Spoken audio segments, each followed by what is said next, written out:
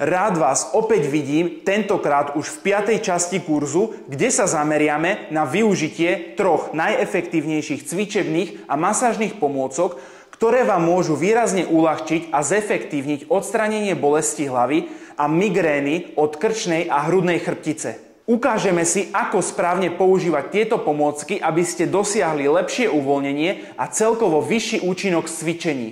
Tieto pomôcky sú ideálne na precíznejšie zacielenie problematických oblastí a zároveň vám umožnia cvičiť efektívne aj doma. V tejto časti sa naučíte, ktoré pomôcky sú vhodné pri týchto ťažkostiach, ako s nimi bezpečne zaobchádzať a ako si s nimi zlepšiť pohyb krčnej a hrudnej chrbtice, vďaka čomu zmiernime až úplne odstránime bolesti hlavy a časté migrény. Poďme na to! Prvý bonusový cvik – využitie masážnych pomôcok. Pri tomto cviku použijeme masážne pomôcky, aby sme dokázali preťažené a stuhnuté svaly krčnej chrbtice lepšie uvoľniť a premasírovať. U nás na e-shope nájdete obe tieto pomôcky. Princíp týchto pomôcok je rovnaký. Menšie odchýlky spočívajú len v technike masáže, tým, že na tejto pomôcke sa nachádzajú takéto valčeky a na tejto sú takéto guličky.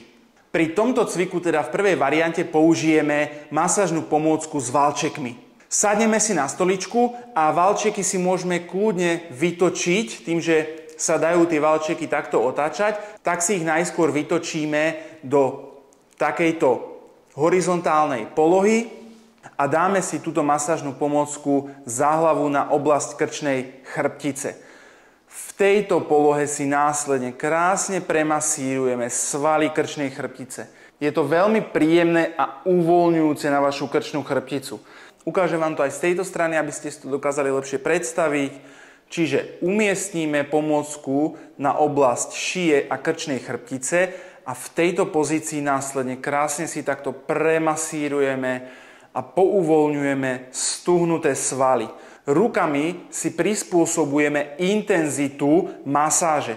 To znamená, čím viac zatlačíme, čím viac prejdeme do hĺbky, tým bude masáž intenzívnejšia. Premasírujeme si svaly krčnej chrbtice, zopakujeme párkrát po sebe, ideme až smerom ku chrbtici, k trňom, stavcov a vraciame sa späť. Čiže krásne takto si dokážeme premasírovať tie svaly, prekrviť a uvoľniť.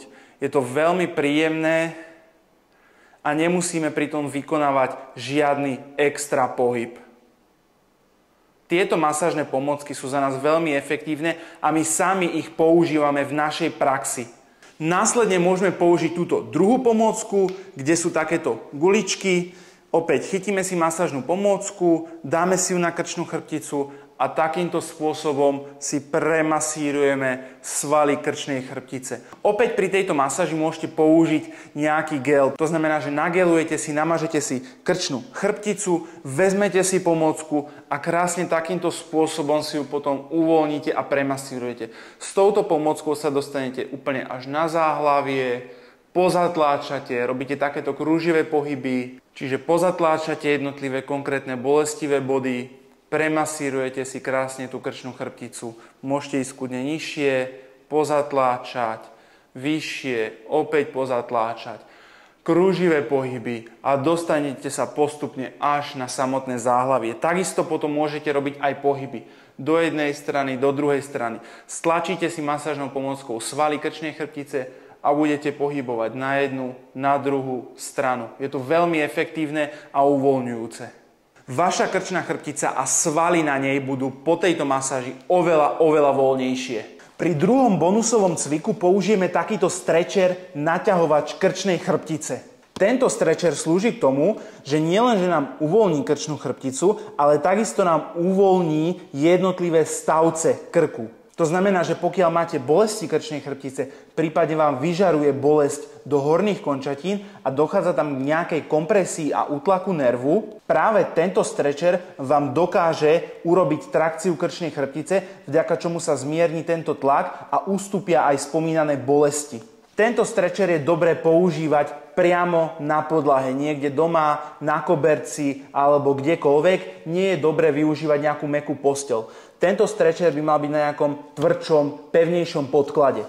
Čiže položíme si stretcher ideálne kľudne na zem. Ja si ho dám na toto lehátko, láhnem na tento stretcher takýmto spôsobom a krčná chrbtica sa mi krásne dostane do takejto trakcie, do záklonu a cítim v momente úľavu. Chvíľočku si na ňom poležím, dýcham plynule, cítim, jak sa mi uvoľňuje krčná chrbtica a odpočívam. V podstate pri tomto cviku relaxujete, odpočívate, nemusíte robiť nič konkrétne. Už samotný princíp a pozícia, poloha tohoto cviku je veľmi uvoľňujúca. Vďaka tomu, že stretcher nám vytvorí takéto vyvýšené miesto, vďaka čomu sa nám krčná chrbtica uvoľní. To znamená, že chvíľočku si položím na ňom, následne kľudne môžete vykonávať aj takéto pohyby na jednu, na druhú stranu, vďaka čomu si premasírujete na tomto výbežku, ktorý vám potom ešte ukážem, tak si premasírujete svaly krčnej chrbtice. Čiže párkrát takto potočím hlavou do jednej strany, do druhej strany a potom opäť odpočívam a ležím. Dýcham, kľudne 3-4 minútky zo začiatku a potom opäť, povedzme, po obede zase na 3, 4, 5 minútiek a potom kľudne zase môžete stretcher využiť ešte večer. Kľudne sa nebať tento stretcher používať 3, 4 aj viackrát za deň. Zo začiatku radšej častejšie frekvencie a menší čas, ktorý ležíte na tomto stretcheri. Postupom času, keď vaša krčná chrbtica bude voľnejšia a zvyknete si na túto polohu, tak môžete kľudne si na ňom poležať aj 10 minút postupom času, ale už povedzme ten stretcher zase nevyužívate 4-5 krát za deň, ale lahnete si na ňo povedzme 2 krát za deň, alebo už len večer, keď príjete z práce, bolí vás krčná chrbtica, ste unavení, tak už len takto zrelaxujete, lahnete si naň, poležíte, krčná chrbtica sa vám krásne uvoľní a cítite sa oveľa lepšie. Toto je výstupok, ktorý sa nachádza na stretcheri a na tomto výstupku si vy v podstate dokážete premasírovať svaly. Na tomto konkrétnom stretcheri sú aj voliteľné stupne, na ktorých si zvyšujete daný záklon a tým pádom si zvyšujete tú trakciu krčnej chrbtice. Pokiaľ by ste si stretcher postupne posúvali, tak záklon a trakcia bude väčšia. My doporučujeme zo začiatku používať stretcher na tomto prvom stupni a postupne sa dostať na tento druhý, maximálne tretí stupeň, ktorý je úplne postačujúci pre maximálny efekt. Tento stretcher samozrejme opäť nájdete na našom e-shope Rose Hypto. Pri poslednom treťom bonusovom cviku využijeme takýto masážny valec. Opäť s týmto cvikom zacielíme na mobilizáciu, rozcvičenie a uvoľnenie hrudnej chrbtice. Práve vďaka takémuto masážnemu valcu dokážeme hrudnú chrbticu oveľa efektívnejšie a účinnejšie uvoľniť. V prvej polohe tohto cviku sa dáme na 4 a valec si umiestnime zhruba naprostred trupu. Oprieme si ruku, nádych a s výdychom pôjdeme takto pekne do strany a vraciame sa späť. Nádych, výdych. Krásne cítim, jak sa mi uvoľňuje hrudná chrbtica. Je to opäť veľmi príjemný cvik pomocou valca. Vytočím sa do strany a zase naspäť. Vytočím sa do strany a zase naspäť. Niekedy vám tam môže kľudne aj popúkať, pouvoľňovať sa tá hrudná chrbtica.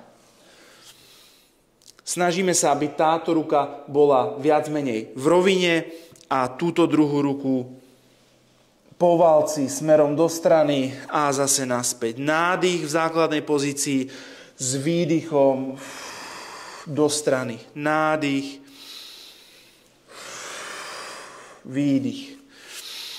Nádych, výdych. Nádych, výdych. Zopakujeme s druhou rukou opäť to isté. Valec naprostred trupu, prestriedame ruky, nádych a s výdychom do strany. Krásne cítim uvoľnenie. Nádych a výdych do strany.